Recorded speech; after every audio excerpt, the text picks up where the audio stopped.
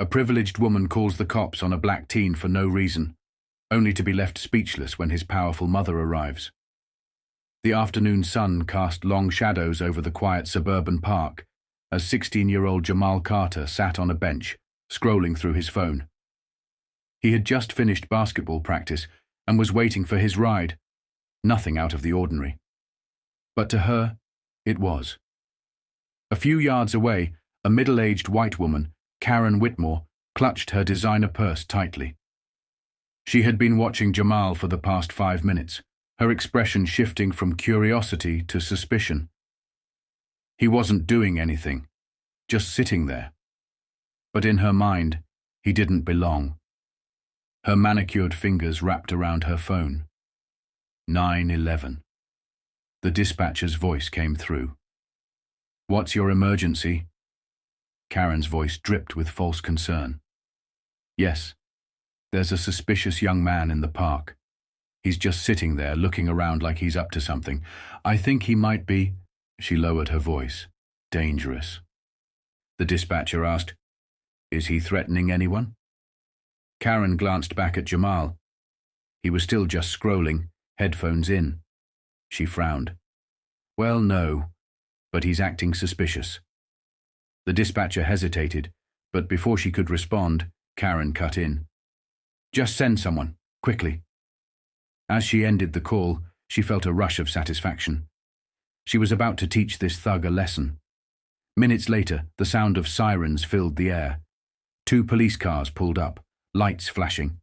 Officers stepped out, hands resting on their holsters. Jamal looked up, confusion crossing his face as they approached. "Hands where we can see them," one officer ordered. Jamal's heart pounded. "What's going on?" Karen smirked, folding her arms. "Finally, someone's handling this." But just as one of the officers reached for his radio, another car, a sleek black SUV, pulled up beside them. The door swung open, and out stepped a woman in a navy blue power suit, heels clicking against the pavement with authority. Karen's smirk faded the second she recognized her. It was Ava Carter, a high-profile attorney, a woman who had made headlines taking on racial discrimination cases, and, more importantly, Jamal's mother. Ava's piercing gaze swept over the scene before locking onto Karen. Her voice was calm, but razor-sharp. "Would someone care to explain why my son is being treated like a criminal?" Karen's stomach dropped. The power dynamic had just shifted, and she was no longer in control. The air around them turned thick with tension. The officers hesitated, exchanging uncertain glances.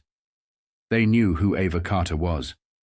Her name carried weight, not just in the courtroom, but in every legal circle that mattered. Jamal, still keeping his hands visible, looked at his mother, relief flickering in his eyes. "Mom, I was just sitting here. I don't know what's happening." Ava's gaze remained locked on the officers.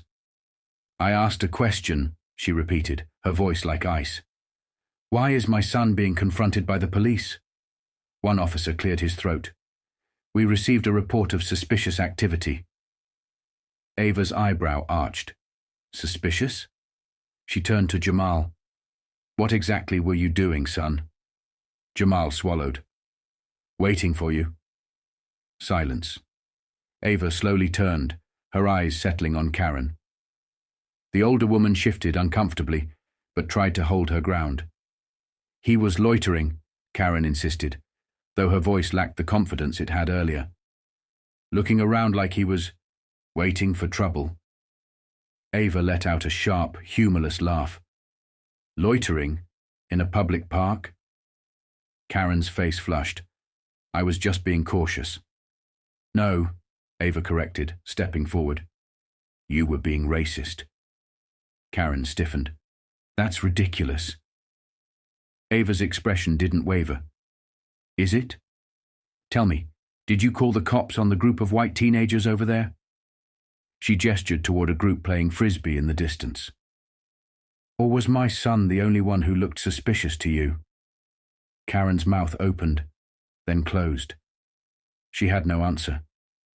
One of the officers sighed, stepping forward. Ma'am, we were just responding to a call. Ava cut him off. Then you'll have no problem telling me who made that call, will you? The officers hesitated. Karen's face drained of color. Ava turned to one of the officers. Badge number. He blinked. Excuse me? You heard me, Ava said smoothly, pulling out her phone. Badge number. Incident report. I want the full transcript of that 911 call. Karen's eyes went wide. There's no need for that. Ava smiled, but it was a dangerous kind of smile. Oh, there's every need. You see, Karen, I don't just defend people in court. She leaned in slightly. I win. Karen took a shaky step back. The officers, now visibly uncomfortable, exchanged glances before finally speaking. Ma'am, there's no crime here. Your son is free to go. Ava crossed her arms. Oh, I know he is. The officers turned back to their cars, eager to escape the situation. But Karen, she stood there, humiliated, her perfect world cracking. Ava tilted her head. I assume you'll be more cautious about your calls in the future? Karen swallowed hard and nodded. She had lost. Completely. Ava took Jamal's arm and led him toward their car. As they passed, she spoke just loud enough for Karen to hear. You should be grateful, Karen, because if I wanted to, I could make one call and ensure you learn what it really feels like to be treated unfairly. Karen shuddered, knowing Ava wasn't bluffing. As Jamal and Ava drove away, he exhaled deeply. Mom, that was incredible. Ava gave him a small smile but kept her eyes on the road. It shouldn't have to be. Jamal fell quiet, understanding exactly what she meant. And behind them, Karen stood in the park, frozen, knowing she had just made the biggest mistake of her life. Karen stood rooted to the spot, her mind racing, heart pounding. She had always considered herself a good person, someone who wasn't racist, just careful. But now she had been publicly called out, humiliated, and exposed for what she had truly done. And worst of all, there was nothing she could do to undo it. People in the park had noticed the confrontation. Some whispered, others shook their heads as they walked past. Even the officers had driven off quickly, wanting to distance themselves from the mess she had created. Her phone buzzed in her hand. Richard, husband. She hesitated before answering. Hello? His voice was sharp. Karen, what the hell did you do? Karen's stomach dropped. I don't know what you mean. Richard let out a bitter laugh. Oh, you don't? Because my phone has been blowing up for the past 20 minutes. Do you have any idea who you just picked a fight with? Karen swallowed hard, but Richard didn't wait for an answer. Ava Carter isn't just any lawyer. She's one of the top civil rights attorneys in the country. Do you know how many high-profile cases she's won? Do you have any idea how much influence she has? His voice dropped lower, angrier. And now my wife just tried to have her son arrested for no reason. Karen's legs felt weak. This could ruin me, Karen. Richard's voice was dangerously quiet now. My business, my reputation. If she takes this public, do you really think anyone will want to be associated with us? Karen opened her mouth, but no words came out. Richard exhaled sharply. Fix it. Now. The call ended. Karen's hands trembled as she lowered the phone. She had spent years looking down on people like Jamal, people she saw as beneath her. But now the reality had shifted. She was the one at the bottom. She looked around the park, as if searching for someone to tell her what to do. But no one cared. No one rushed to defend her. Because for the first time in her life, Karen Whitmore wasn't the victim. She was the problem. And the worst part? She knew it. Karen's hands clenched into fists as she stood there, the weight of everything crashing down on her. For years, she had walked through life with an unshakable sense of superiority, believing that her wealth, her status, and her connections made her untouchable. But now, Now she was standing in the middle of a park, humiliated, powerless, and desperately grasping for control that had already slipped through her fingers. She needed to fix this. Somehow. Her mind raced. She could apologize. Maybe issue some public statement about a misunderstanding. Or she could claim she was the one being harassed, try to flip the story before Ava had the chance. Yes, that's what she would do. Pulling out her phone, she opened social media and quickly started typing. Today I had a terrifying experience where I felt unsafe in a public park. I made a call out of concern, but unfortunately, it was taken out of context. I would never intentionally harm or profile anyone. My heart goes out to all involved. She read it back, nodding to herself. It was vague, non-committal, just enough to paint her as the victim without admitting fault. Satisfied, she hit post. Almost instantly, notifications flooded her screen, but not the ones she expected. Terrifying experience? You mean when you tried to get an innocent black teen arrested? You weren't unsafe. You were racist. Own it. Oh look, another fake apology from someone who got caught. Karen's chest tightened as the comments poured in. People were furious, and worse, someone had already posted the video.